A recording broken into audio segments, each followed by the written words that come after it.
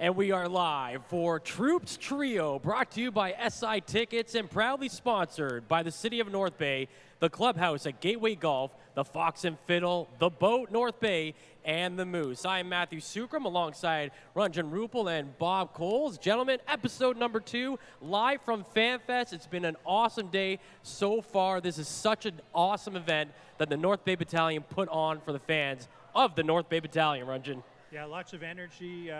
I milled around out there, and people were having fun, and good representation from the first responders, the fire department, the base had a presence, the fire department, police, cadets, and lots of the team bus was there. It was really fun. Yeah, it was really exciting when the players came off the team bus and walked up the red carpet, and the fans were so close. It looked like they were going to be on the red carpet themselves for a couple of seconds, but the tank was out here. They introduced all the local minor hockey teams, some of the Lakers girls teams, the Trappers teams, the various Trappers teams, and then the big boys came out and very sharply dressed in their suits, some real eye-popping clothes that the battalion players wore. So it was a great atmosphere here as people came early, and now, of course, they're looking forward to see their guys on the ice in a few minutes. Yeah, they'll be playing the Owen Sound Attack today in their last preseason game.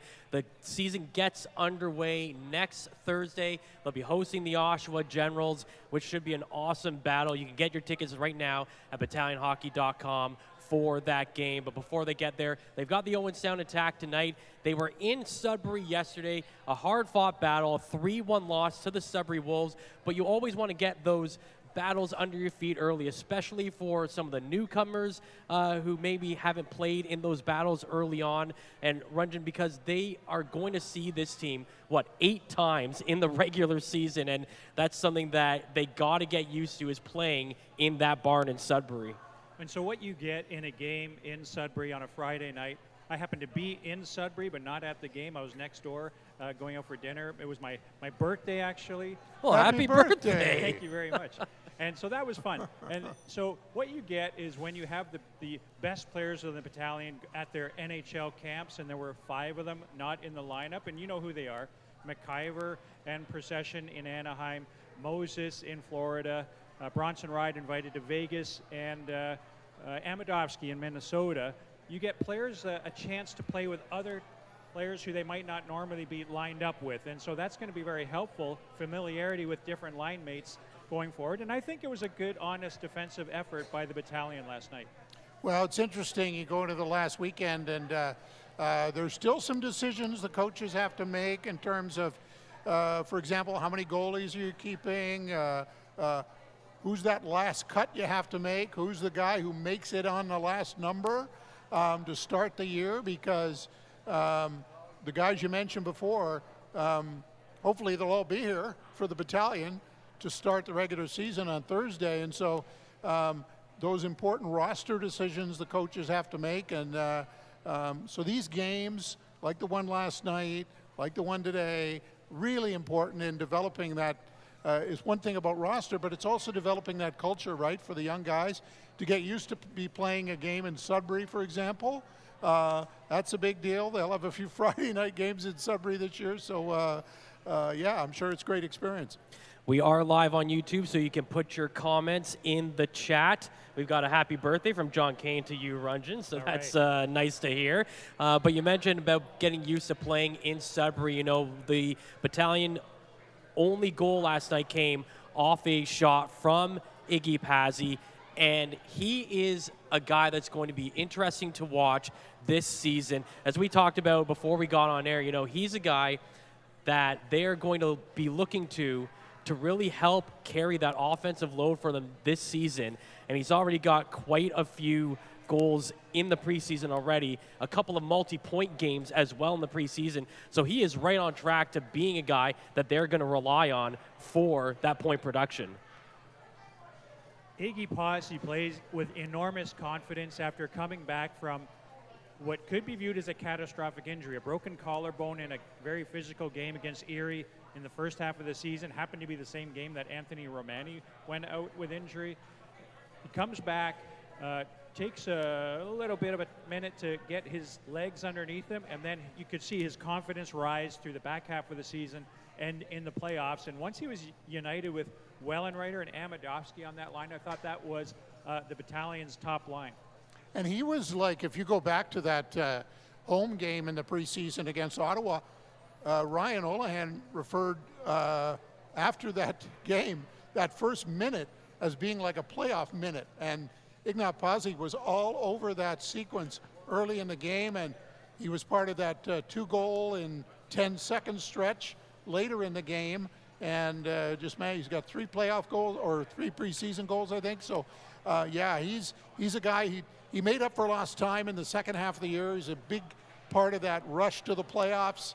And, yeah, he's out to prove something special for the Battalion fans this season. We are live in the concourse at Boart Longyear Memorial Gardens as fans are starting to file in for tonight, this afternoon's game between the North Bay Battalion and the Owen Sound Attack. Runjan and I will be on the call. You can find that game on YouTube, so that'll be a lot of fun to do. Bob, of course, will handle PA duties. But again, going back to this, I mean, it's awesome to see that fans come out for an event, you know, a couple hours before the game, and then a lot of them are coming back to then watch said game. Yeah, well, I know that there's lots going on in the town. There's a 5K and a 10K race today, and so you know, it's a great day. Like it's 22 degrees outside. It's not typical hockey weather, but there's a big crowd here at Memorial Gardens, and it's been fun.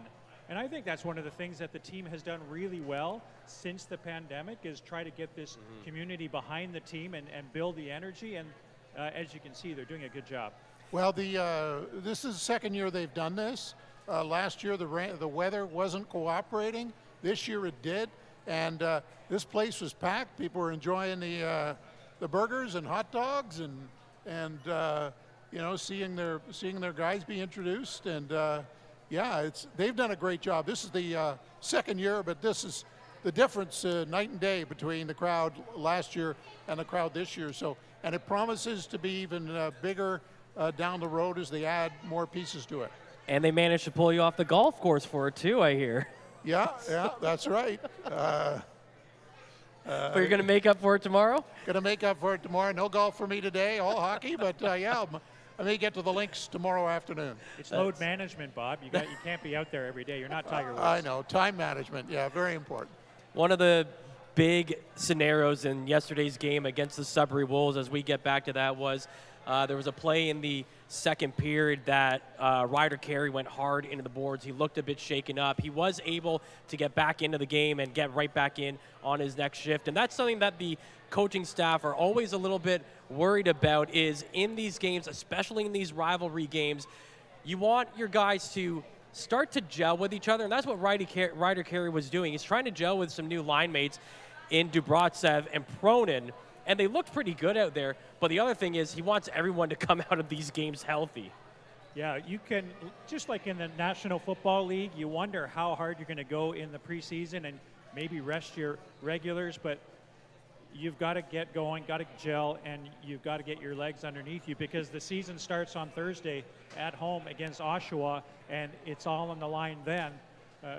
But when you go into Sudbury, there's going to be collisions, there's going to be physical play because, as you said off the top, Matt, you got to play these teams 8 times in one season, and it doesn't hurt to get an extra shot or play physical because that message will be sent. Well, you mentioned rivals. It's interesting that today's opponent, they only play each other twice a year, but Scott Ray used to be the coach here as an assistant coach under Ryan Olahan. And so, you know, Scott wants his team to put on a good performance today against the Battalion. And they've already played in the preseason, North Bay winning. And they play back-to-back early in the regular season, a Saturday night in Owen Sound, followed by a Monday Thanksgiving Day game here at the Gardens. And, of course, we have one Jacob Therrien who knows both coaches, obviously, in North Bay, and now he's with Scott Ray and Owen Sound. So, and I'm sure he's starting today. So I'm sure the boys will be ready for the Battalion, the Owen Sound boys, that is. Yeah, I think Jacob Tarian is going to be a focal point for this team, right? What do you remember about the game and the skills that he brought to the battalion during his tenure with the North Bay Battalion, and how it did affect the outcome of the games? Well, so Jacob Tarian is a guy who earned a spot just through sheer will and determination. I think that's his trademark, is that will and determination. He gets sometimes caught up in the emotion if he takes a cheap shot in the corner. If he goes up against a 6'4" defenseman whose elbows happen to be lined up with his head because he's 5'8", it's going to be tough for him to try to emerge from the corner and not try to get some revenge in, and he got some penalties that were costly for North Bay. But he is a bit of a fan favorite because of that effort, and I think I'm not 100% sure the reasons for sending him to the Owen Sound Attack, but as you can see from this roster, North Bay's roster, enormous amount of talent. They do have to make room for incoming talent, and it's an opportunity for Tarian. He's wearing a letter in Owen Sound to be a leader on that club. Yeah, I think with Jacob Tarian, you know, he gets the most out of his talent. I mean, he's got a shot. He can score goals, and he can get the crowd going with his physical play. And the only negative, I guess, is he gets into trouble, doesn't get the calls, and it affects his game with the officials. But he was an important part of last year's team, no doubt about it. You know, he got things going. So, and I'm sure it's his first game back here. He's going to want to show the battalion what they're missing without him on their team. So expect some of that here today and in the regular season matchups coming up in October. The battalion talked about this roster and the draft picks that they had coming in, that this was going to be one of the toughest camps to break out of, just due to the sheer fact of all the talent they have accumulated over the past couple of seasons. Ranjan, what have you seen so far in terms of that, you know, being a true statement, and the fact that, you know, you look at the roster and you're just going, there are so many players and so many names on this list that can fit in basically anywhere on this team? So had a chance to talk to team president and director of operations Adam Dennis about that exact question, Matt, that they have more incoming talent than they have exiting talent, and so some very difficult decisions needed to be made on this roster. And when you look at a guy like Ryder Cali, who's going to be on your top line on the left wing tonight, Ryder Cali, we saw him very briefly as an affiliate call-up. He got 6 games in at around Christmas, and he just gave us a real small glimpse into his upside potential. Well, now he's on the roster, and he's expecting big things from a guy like Cali. It's hard to fit them all in, but that's why we have a sense that this team can roll 4 lines this year, and that's a key to success in the OHL. If you're rolling 4 lines, you're going to be deep, and you're going to be able to push some teams around. Every year you have a lot new talent to check out around the OHL, but this year is different because of the agreement between the NCAA and the CHL. You're going to see a lot of players who maybe wouldn't have been playing in the OHL. They would have stayed at a league down south and then waited until their eligibility kicked in at a U.S. college. But a lot of these players, they want to play in junior hockey and then maybe go to the Michigans of the world down the road. And so you're seeing a lot of talent in addition to the incoming talent. So there's a lot of new faces, and that's made it harder for veterans to make teams. It's more challenging for them. So it's going to be a lot of new players coming into the league. The battalion aren't immune from that. They're not new to that, but it will require an education on who the new players are and the skills they have, and how they're going to be developed in their careers. And we don't know in some players. I mean, for example, Porter Martone, he's committed to a university. A year ago, he'd be in the OHL this year. So Gavin McKenna is another kid out west, right? So there's an education process we have to go through in terms of And I think you'll see more of that turnover year to year than you have in the past. Yeah, absolutely. We're still really trying to figure out exactly how this NCAA rule is really going to affect the OHL. You know, I think it's going to be a couple of years before we really know the true outcome for the OHL. And, you know, I feel like once we finally get it figured out, it's going to change again, right? There might be trends that you see an influx of talent. I mean, we saw an influx of USA-born players that got drafted this year. There was a run of about 8-9 players in a row that were U.S.-born that were drafted into the OHL just this past April. So, I mean, we wonder if that is something that's going to affect OHL teams as they try to navigate this new NCAA rule. It is like musical chairs, and so the rules change, and then you see an influx of players from the BCHL, from the Ontario Junior Hockey League. You're seeing players from the USHL trying to get a spot in the OHL, and there's a number of them on the roster this afternoon. And then you see some players, like you mentioned, Porter Martone exiting, going NCAA. So there's a lot of movement, and when the first game of the season starts, you just hope you have a team to play for. And there are some players who don't have a team to play for, and because it's become very competitive on every OHL roster with the influx of Americans. I think you'll see each team has a few that just showed up over the summer. And you can also play, Battalion, for example, have 3 European players this year. And in years past, the maximum was 2. So that's another ingredient that's been added to the mix. Are you guys surprised that they decide or haven't yet made a decision on if they're going to add to their overage complement? Right? They've only got Bronson Ride as an overager, and we know from years past how influential those overage players can be on your roster, especially if you're looking to make a deep playoff run. I mean, it doesn't happen all the time, but you know, if you go and get quality overage players, you can have a deeper playoff run. What are your thoughts on that? Well, it's a very good question, and you like to enter the season knowing who your 3 overagers are going to be. And we saw Dax Klinkhammer have a tryout here, and he's not with the team now, and so that would have potentially been a second overager. There is so much talent on this team. It's an interesting scenario where you don't necessarily have to have an overager in the roster to compete in the Eastern Conference. I think as you go down through the top 4 lines, there is enough talent there that you might be able to get through without that overager. Trade deadline or teams shedding overagers come the end of this calendar year, it might change. Injuries might change that focus as well, and you might have to go and shop for a player if we are hit by injuries. But I think that it's a good question, Matt. And other teams have their overagers, but there are teams that are struggling to find overagers. They have a path to the NCAA now that is a very viable one. I think they're handling it the right way with starting with 1 overage player, but that doesn't mean that's the team they're going to have at the deadline or once the deadline, we get through the deadline. I just think they're going to be watching, you know, what the other teams in the league are doing, who's available, how this team does and performs on the ice, how the young players develop over time. I think they have a pretty smart administration here. I just think it's something we haven't seen in the past. The last few years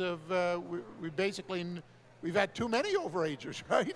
Last year I think there were 5, so they're doing it the right way, starting with 1, but I think by the end of the year, if they do as they hope to do in terms of where they finish up in the regular season, I think they'll make those moves when they have to or they need to, and as they've done in the past, and so I don't think it's a big problem. I think that when you look at the Owen Sound attack this afternoon, they brought in Noah Nelson from the Brantford Bulldogs on a it's not a professional tryout, but that kind of thing as an overager. They've got 1 overager in Declan Waddick, and Noah Nelson, who we became familiar with in the playoffs last year, is going to be in the game tonight. And so we're trying to find spots for overagers, and Nelson's a pretty good player, and so Dale DeGray is saying, hey, let's give him a tryout and see if this makes our team better.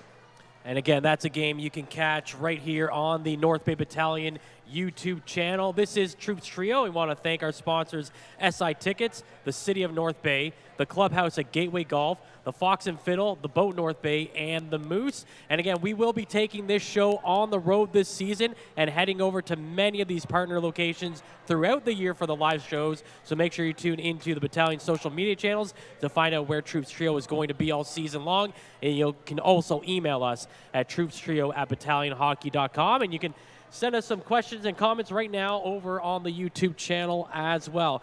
I was going to say that this is why these preseason games are so important for the roster construction. Is not only are you competing to make this team, there's that internal competition, but again, the North Bay Battalion specifically have these 5 guys that are at camp that pretty much have a spot waiting for them when they return from camp. So that again makes these preseason games so important for those guys that might feel like they're on the bubble. They might feel like, you know, their ice time might be limited. This is where it's their chance to come up and prove that they deserve a spot on this roster.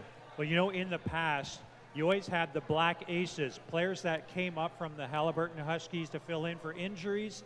And you can put in a good impression here this afternoon and make Ryan Houlihan keep you in the back of his mind in case one of his players goes down. He can call you up from Halliburton. I'm thinking about a guy like Jax Pereira. He's a 2009 birthday who's looked really good in camp and is someone who might not be in the starting 12 on Thursday night against Oshawa, but could be someone who could be inserted very easily because of his skill set. Yeah, I think it's one of those situations where, you know, beginning of the year, it's sort of, you got all the guys coming back from the NHL camps, and ice time tends to be a little different in the regular season than the playoffs. So, but you've got to know, you know, if you've, like you say, if you've impressed the coaches with your preseason play. Injuries happen during the year. Guys get traded during the year, and if you've proven to the coaches that, you know, you're good enough to play, and it's just the numbers didn't work for you, they'll bring you back. And there's a merger. We've seen all the time where guy gets called up suddenly and plays one game because of an injury, plays with his local team on the Friday night, and then he's going to come back here for a Sunday afternoon game for his first OHL game. And that happens all the time. So just because they're not here or they're not playing here doesn't mean they won't be here. And I think, and the fact that, you know, Coach Houlihan is involved with scouting now, and, you know, he'll go see these players. He'll go see these players, even if they're not in North Bay, to see how they're developing, to see how they're playing. And so I think that's good experience for him. The fact that he goes down there, he gets the updates, and it's just not a matter of getting a report from the scouts, although they're very good. Or, you know, there's some firsthand experience that he's getting on some of these players that initially don't make the roster, but are still in their minds to be playing for the battalion at some point. How much of an advantage do you think that is, the fact that this group works so well together within the front office and within the hockey ops department that they can have Ryan Houlihan as not just the head coach, but the assistant general manager as well? Well, I mean, I think it's ideal. I mean, you had Adam Dennis was the GM, and then, but John Winstanley worked with Adam Dennis when he was the GM, right? So, yeah. So John Winstanley is now the general manager, and Adam's the team president. But now Ryan gets involved in personnel decisions, and he was anyway, right? Like when they worked as coaches together, when Scott Ray was here, Matt Marquardt replaces Scott Ray. Bill Holder's been here a couple years. But they all make a team decision, right? They all make a team decision. It's not like I get the final say. It's like, what do you think? What do you think? What do you think? And so it's a perfect, I think it's great symmetry for the organization that everyone's working towards that same goal of winning games, making playoffs, winning series, and hopefully one day win the whole deal. I'm just watching the people go by. So was I. A lot of people saying hello, and I tuned out Bob. Sorry, Bob. I missed the last half of what you said. I'm like that student in class, and you're hoping the teacher doesn't turn to you and ask your name, and then I got busted. Got distracted. We got the refs coming in here. That's pretty awesome. The referees are here, apparently. Well, they're not really the referees. They're fans dressed as referees. They sit right beside They do. The visitor's net. Making calls during the game, apparently. That's right. But their calls don't count. Although sometimes I think they make better calls, but you know. What Bob was just talking about was the cohesion within this front office group, you know, between John Winstanley and Adam Dennis and Ryan Olhan and the entire coaching staff.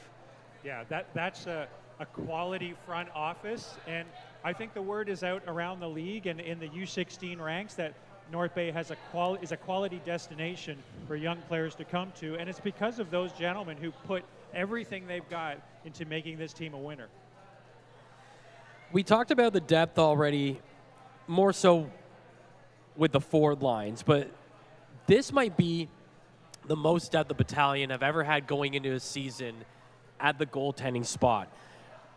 Listen is going to start today. Charlie LaRocque started last night. You got Mike McIver at one of the NHL training camps, but while they were in the pre-camp mode, you also had Carter Nadon and Vrugdenhill here, and I just think like this team could be set up in net for a long, long time. Well, this afternoon we have two teams that have abundant riches in the goaltending position. We're not going to see Carter George this afternoon. He's away at LA Kings camp. But North Bay, Adam Dennis talks about feeling blessed to have had consistently good goaltenders going back to Dom DiVincentis and Mike McIver. Jack Lisson just showed up from the BCHL and has really given us a solid 1A, 1B combination in net. It's tough for LaRocque to try to break into that crease, and we're going to have to see what the ultimate decision is. But it's a good problem to have, and I just bumped into Dale DeGray, the GM of the Owen Sound Attack, in the elevator, and he's got the same problem with Carter George, Tristan Bennett, Koprowski as well. Koprowski, yeah. And those are three guys who are away at camp right now. So decision has to be made. It's going to be a bitter pill to swallow for one of the goaltenders. But you're right. North Bay's strong in net, and that's where it all starts. Yeah, I mean, Vrugdenhill's on Hockey Canada's radar. Nadon, who's really picked up his game, they say, since the second half of the year last year. You got Charlie LaRocque, who's played really well in the preseason. Jack Lisson, who, like you say, that big compliment to Mike McIver. And, of course, McIver came in the lurch in a playoff run and got them a couple of big series wins. So, yeah, it's a strength of the team, but it'll be interesting what they do. Do they trade one of them? How do they manage this? Do they start with three goalies? I don't know. It's a good problem to have, though, when there's really no bad choice, right? I mean, you have a lot of good choices. Which one's the best choice? They'll have to make that choice, but... I'm glad I don't have to make that choice. I was just about to say that. Maybe they don't have to make that choice. You can carry three goaltenders on your OHL team. You just worry about getting the right amount of reps for those guys, though, right? That's the biggest issue. Yeah, they could play a junior 8 team and just log every game, a heavy workload, but they want to be here. And so it's going to be interesting to see what happens on Monday in terms of these decisions. Yep. Well, I think they turned us off in the PA here. Are we still on live? Okay. It's getting loud in here, so that must mean it's almost time to wrap things up here. So I want to thank everyone for tuning in and watching the second episode of Troops Trio. It's been awesome to do this with you guys. Looking forward to doing this every single week of the season. Once again, we want to thank our sponsors, SI Tickets, City of North Bay, the Clubhouse at Gateway Golf, the Fox and Fiddle, the Boat North Bay, and the Moose. And again, we will be taking this show to these partner locations throughout the year for live shows, so we definitely want you to come down to those locations and interact with us while we're there. And until then, you can interact with us on the Battalion social media channels or send us an email at troopstrio@battalionhockey.com. Are we at the Boat on Monday? We are at the Boat on Monday. 7 o'clock. 7 o'clock. There you go. There's the plug. For Rungeon Rupel and Bob Coles, I'm Matthew Sukram. Thanks for joining us.